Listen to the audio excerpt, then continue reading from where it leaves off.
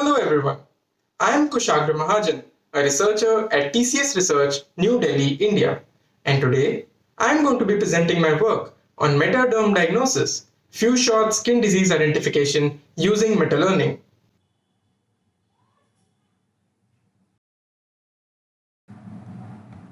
Our work focuses on disease classification and quick model adaptation in low data situations and for datasets with long-tail class distribution using meta-learning techniques.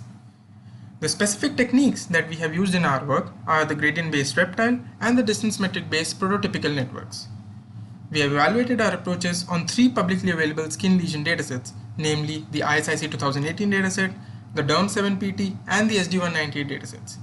We obtained significant performance improvements using the meta-learning techniques mentioned above when compared against the baseline pre-trained model. We have also incorporated group equivalent convolutions or G-convolutions to improve disease classification as they make the network equivariant to discrete transformations like rotation, reflection, and translation. Figure 1 shows the class distribution for the three different datasets. Classes in red are chosen as the training classes, while those in blue are chosen as the testing classes. It can be clearly seen that the training classes have much more data as compared to the testing classes. This has been done to model the real-world scenario where the rare and the unseen diseases very often have very little amount of data, and we are required to produce a good classification performance for these testing classes which comprise of the rare and unseen diseases using the abundant data available for the common diseases. Figure 2 shows some of the sample images from the three different datasets that we have used for our experimentation. Next, we move to the motivation behind our work. As is evident now more than ever, that new ailments are continuously being discovered, and very often there is lack of sufficient data for accurate classification. Even though raw data may be available at times, annotation of these ailments like skin diseases from images by experienced doctors is time-consuming, labor-intensive, costly, and error-prone. Due to this, the conventional deep networks tend to fail as they overfit on the limited amount of data that is available. If we contrast this with humans on the other hand, we are able to quickly learn from very few examples by leveraging prior knowledge. If you look at figure 2 once again, a human being, even though at first glance he might not be able to identify the particular category for the skin lesion, he would be able to tell that the images belong to skin lesions since a human being has prior knowledge about how skin lesions generally look like. A deep neural network, on the other hand, has no such prior knowledge, and hence it will not be able to tell that the images belong to skin lesions unless it has been specifically trained to identify the skin lesions. And that is why deep neural networks require much more data to classify particular categories of skin lesions. There is thus a need for robust models for image-based diagnosis, which can quickly adapt to novel diseases with few annotated images. Several meta-learning techniques have been proposed in the literature, and so far they have been applied for classifying real-world scene image datasets. For example, the work by Nickel and team on first-order meta-learning algorithms, which is also the Reptile algorithm that we have used in our work. Second is the work by Snell and team on prototypical networks for few-shot learning. And third is the work by Vurio and team on multimodal model-agnostic meta-learning via task-aware modulation. There have also been a couple of works on meta-learning targeted specifically for skin lesion images. The first one being Lee et al.'s work, in which they proposed a difficulty-aware meta-learning method that dynamically monitors the importance of learning tasks and evaluates on the ISIC 2018 dataset. The second one is Prabhu et al.'s work, in which they have proposed learning a mixture of prototypes for each disease, initialized via clustering and then refined via an online update mechanism. G-convolutions, which we have also used in our work, greatly improve performance in skin lesion classification, as orientation is generally not an important feature in such images. If we again move back and look at figure 2, we can see that the particular lesion in the skin images can actually be present in any particular orientation, and there's no single orientation that is characteristic for a particular skin lesion category. And that is why G-convolutions, they perform well for skin lesion images. In this work, we have proposed to use meta-learning for rare disease identification in skin lesion image datasets having long-tail class distribution and few annotated data samples. We have explored the gradient-based Reptile and metric learning-based prototypical networks for identifying diseases from skin lesion images. We have made use of G-convolutions to improve the network's performance as mentioned earlier. Meta-DermDiagnosis is evaluated on three publicly available skin lesion datasets, namely the ISIC dataset, Term7PD dataset, and the SD198 datasets, and we have compared the classification performance with pre-training as the baseline. The proposed meta-learning-based disease identification system can also be applied to other medical imaging datasets, such as a classification of diseases from brain MRIs or classification of thoracic diseases from chest X-rays, etc. The figure shows the complete overview of the Metaderm diagnosis approach. We begin with categorizing the various classes into training classes and testing classes.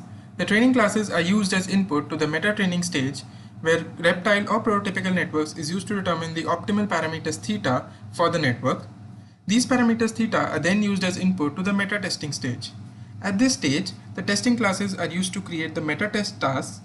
Based on these tasks, the parameters theta from the meta-training stage are updated to theta dash, and it is based on these updated parameters theta dash that the average accuracy and the AUC values are computed across the different testing tasks. We select training classes comprising of common diseases that contain abundant data. The testing classes consist of unseen and rare disease classes with very few data samples, as we have discussed earlier. We make use of gradient-based Reptile and metric learning-based prototypical networks along with G-convolutions for improving disease classification performance from skin lesion images. Next, the figure shows the overview or the pseudocode for the Reptile algorithm. Initially, we randomly initialize the parameters for the model. Then, iteratively, we sample a task from the list of tasks. In our case, this list comprises of two-way and four-way classification tasks. So suppose that if there are n classes, then the number of two-way classification tasks will be NC2 and the number of four-way classification tasks will be NC4. So we randomly sample a task from this list of NC2 or NC4 tasks, and based on this sample task, we compute theta dash. Theta dash is equal to UKT theta, and as is mentioned on the slide, UKT theta is the operator that updates theta using k mini batches on data sampled from task T. This theta dash is used to update theta. This process of sampling a task and updation of theta is carried out iteratively.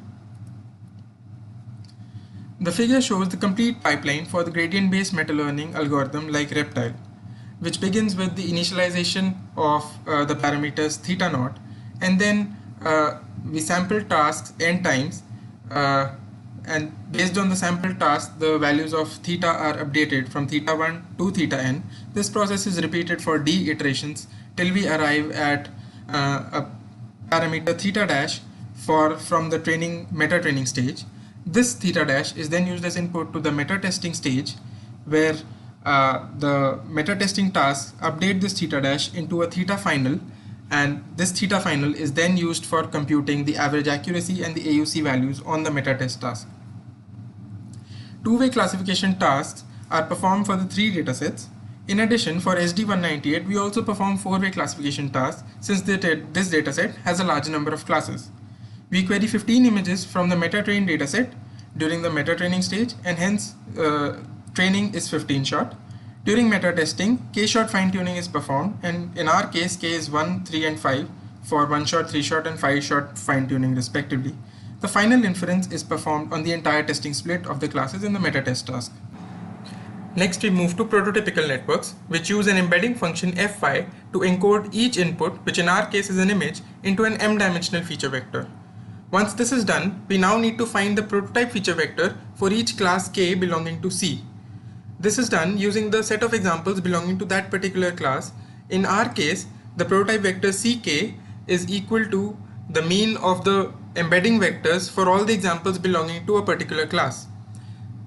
Given a distance function d, which in our case is a Euclidean distance function, the prototype network produces a distribution over classes for a query point x based on the softmax over distances to the prototypes in the embedding space according to the given formula. Now, for prototypical networks, we have used a training dataset comprising of 4, 13, and 20 classes for the three different datasets, and we have used a Euclidean distance-based prototypical networks. The training shot is 15 shot, and during meta-testing, two-way and four-way classification tasks are created, 1-shot, 3-shot, 5-shot fine-tuning is performed, and ultimately the average accuracy and the AUC values are computed on the test set, similar to what we had done in Reptile. The pre-trained network involves training a neural network on the entire training dataset for all the trained classes. For fine-tuning, again, 2-way and 4-way classification tasks are created and 1-shot, 3-shot and 5-shot fine-tuning is performed. And finally, the average accuracy and the AUC values are computed in the end on the test dataset of the meta-test tasks. Tables 1 and 2 show the accuracy and the AUC numbers for the ISIC and the DermSeven-PT datasets. Table 3 shows the accuracy and the AUC numbers for the SD198 dataset. We can see that in some one-shot learning cases, like for the ISIC and the DermSeven-PT datasets, prototypical networks performs better than Reptile. This is because when there is a single image involved, the entire Reptile network is not able to fine-tune on that single image and hence is not able to generalize on the test dataset. However, prototypical networks makes use of a simpler distance metric function, and that's why it performs better for one-shot cases. For larger number of samples, as in the case of 3-shot and 5-shot fine-tuning, Reptile outdoes prototypical networks. The performance of meta-learning and baseline pre-training shows the trend that 5-shot performance is better than 3-shot performance, which in turn is better than 1-shot performance, as is generally expected. The use of G-convolutions improves the network's performance on all the 3 datasets and for all the 3 techniques, as we have discussed earlier. Thank you, and I'm open to any questions that you may have.